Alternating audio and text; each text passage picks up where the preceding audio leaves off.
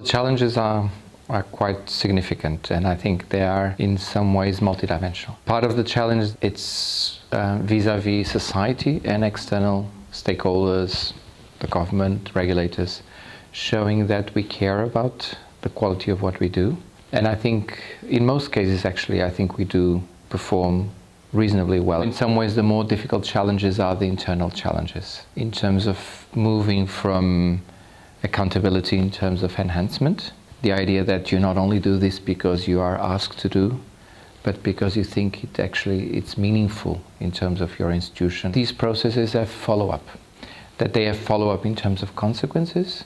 Consequences are either when you highlight or when you identify very good practice, so what you do in terms of recognition, in terms of symbolic recognition, but also in terms of financial recognition, in terms of career progression, in terms of the profile of the staff. Most European universities don't have the possibility to fire people easily on the basis of poor performance. So I think what is left is much more, how can we improve the low performers? And in some cases it may be by additional support and learning, maybe in some cases recompose the teaching body that is allocated to that course or that program. In some cases, moving some staff to other types of students, to other types of degrees or other types of activities.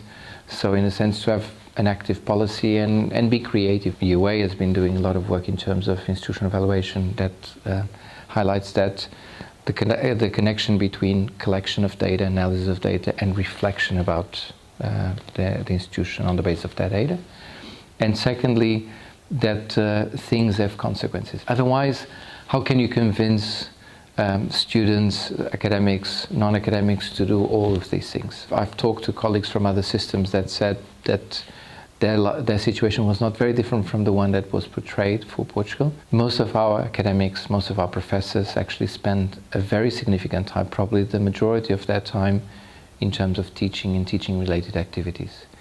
And we don't reflect so much this in terms of our discourse about the institution, about what we think is important. One of the things that I very often mention when I'm discussing this with in my own institution is that, think about the attitude and what you value when you're doing research.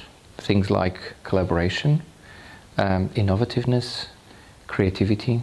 And then when we move to teaching, how much do we practice this? How much do we collaborate? How much we try to innovate and take risks?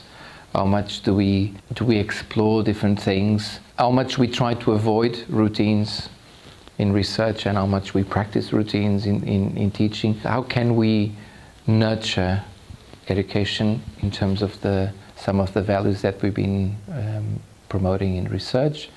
And how can we recognize and reward the effort and the time that people allocate to education as well? I think this idea of excellence and the fact that you should concentrate resources in just a handful of individuals or groups or institutions or regions, I think can be very damaging for the idea of Europe and for the social contribution that higher education institutions can have. In order to have a significant social return from higher education, I think we need to have a spread, dense network of institutions that have reasonable quality, that are engaged with their communities. Instead of having just a few pockets of excellence, I think there is an area of concern in terms of the European discourse to put too much emphasis on a certain idea of elitism in higher education and research can be damaging in the long term. The second thing is that a lot of the discourse about higher education tends to subordinate higher education to science and education to research. And as I think many of the discussions in this forum highlight, you need both. And actually I think the more we engage our education activities with the research and the more actually we link research to education, I think that may be advantageous for both.